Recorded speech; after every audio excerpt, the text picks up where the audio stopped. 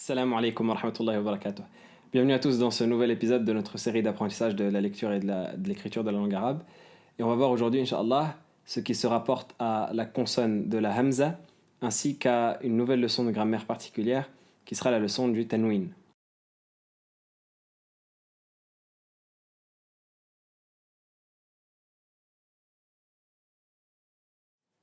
Donc nous avions vu à la leçon précédente que la lettre alif avait besoin de s'associer à une lettre du nom de hamza pour faire une consonne. Nous allons voir aujourd'hui quelle est cette lettre et comment s'écrit-elle. On revient donc encore à notre première leçon. On sait qu'en arabe, une lettre est l'association du son de la consonne et du son de la voyelle courte. Nous avons vu à la leçon précédente le soukoun qui est l'absence du son du côté de la voyelle. Donc on a le son de la consonne qui est ba, le son de la voyelle qui est absent par le soukoun, ce qui nous donne le son final, ba, uniquement le son de la consonne, sans la voyelle qui l'accompagne. Pour la hamza, c'est exactement le même principe, mais cette fois-ci pour la consonne, donc l'inverse. On pourrait dire que c'est une consonne vide, c'est-à-dire qui ne donne aucun son. Ainsi, lorsque l'on prononce la hamza, il n'y a que la sonorité de la voyelle qui ressort. Donc on a le son de la consonne qui est la hamza, donc absence de son de la consonne, auquel on ajoute le son de la voyelle qui est a, ce qui nous donne le son final a. Donc on pourrait dire que la hamza, grosso modo, c'est le soukoun des consonnes. On a vu donc le principe du soukoun, l'absence de voyelle. Ici on a l'absence du son de la consonne, donc uniquement le son de la voyelle. Nous allons voir maintenant les formes de la hamza. C'est une petite lettre qui ressemble à un 2 à l'envers. Il faut savoir que la hamza a deux formes principales d'écriture, avec support et sans support. De base, la hamza a besoin d'un support pour être écrite.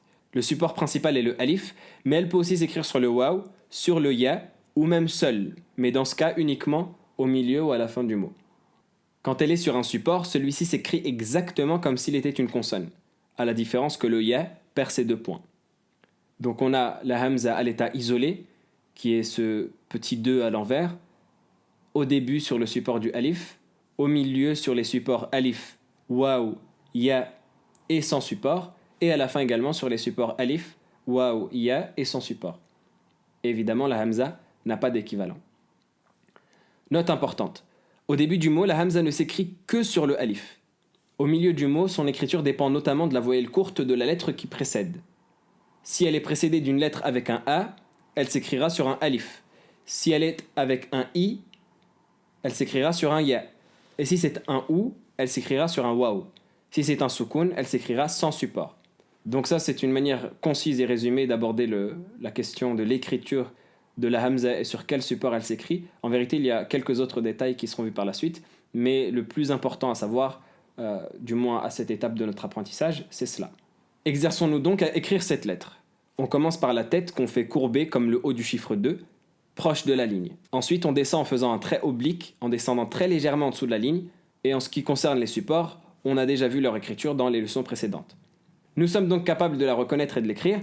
Essayons de la lire dans un mot. La hamza étant une consonne vide, elle sera retranscrite par une apostrophe. Donc on a le premier mot.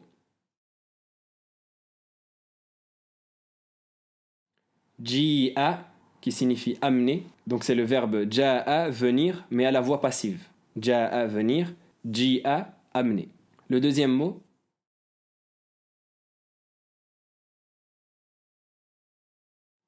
Ba'at, qui signifie elle est retournée, donc à la troisième personne au féminin. Et le troisième mot,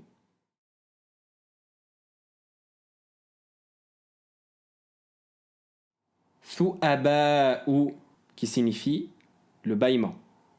Donc on arrive à une question problématique que les plus malins pourraient poser, qui est comment faire lorsqu'on a d'une part la hamza, qui est donc l'absence de son de la consonne, et d'autre part le soukoun, qui est l'absence du son de la voyelle. Si on a la hamza et le soukoun qui se rassemblent, comment faire?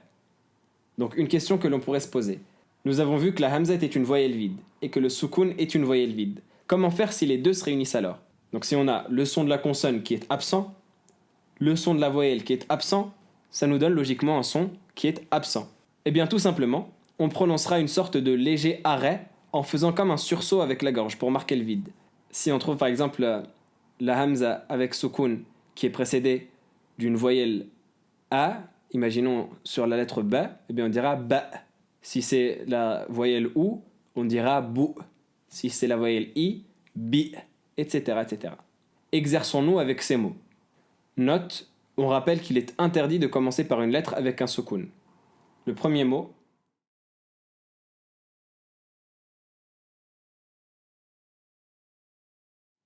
bu'tu, bu'tu, qui signifie je suis retourné. Le deuxième mot,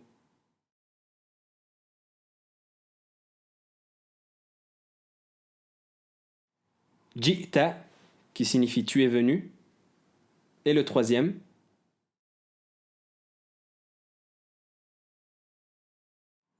ta'ba, ta'ba, qui signifie elle refuse.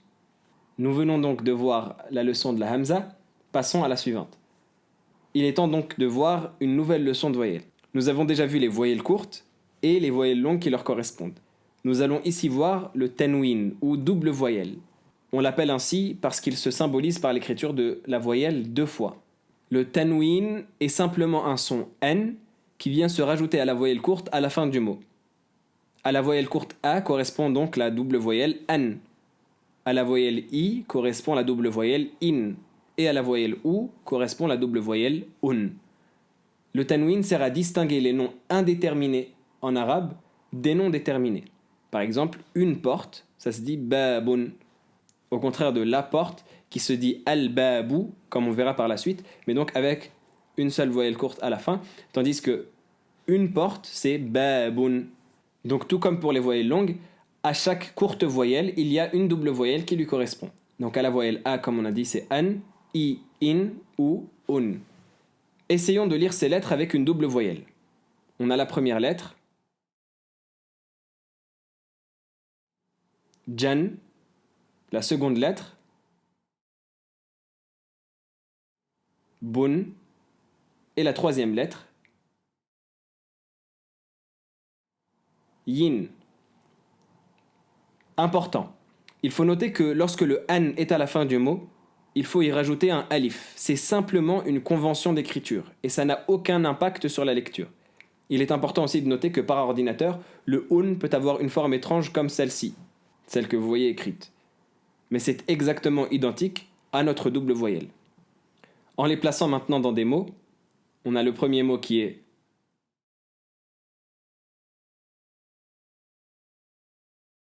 jawabun, qui est un mot qui signifie réponse, qu'on a déjà vu, mais cette fois-ci on le voit avec le tanwin. Le deuxième mot qui est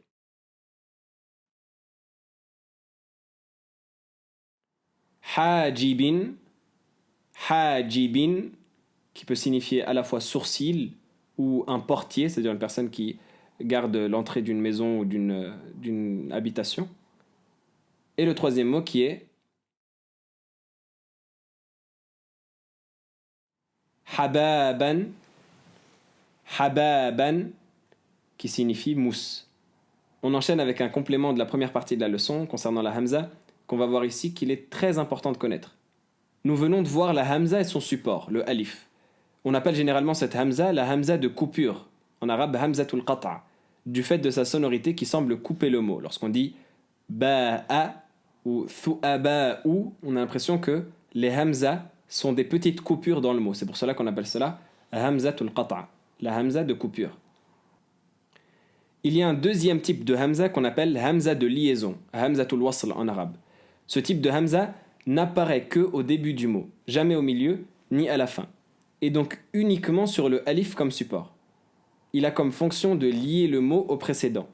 Il ne se prononce donc pas lors de la liaison comme nous allons le voir. Il se symbolise par une petite virgule sur le alif ou alors par une absence de hamza. Donc dans l'écriture commune, soit on l'écrit avec la petite virgule, ou soit, et c'est le plus fréquent, et c'est ce qu'on trouve généralement dans les livres ou les journaux ou autre que cela, on ne l'écrit pas du tout. Donc lorsqu'on a un alif au début du mot qui n'a rien au-dessus, il faut savoir qu'automatiquement, c'est un hamza de liaison. Note importante, au contraire de la hamza de coupure, la hamza de liaison ne reçoit aucune voyelle courte. Et ce parce que sa fonction première, c'est uniquement de lier. Donc elle n'a pas à recevoir de voyelle courte parce qu'elle n'est pas prononcée dans d'autres contextes que cela. Prenons donc deux mots et plaçons à la tête du second une hamza de liaison.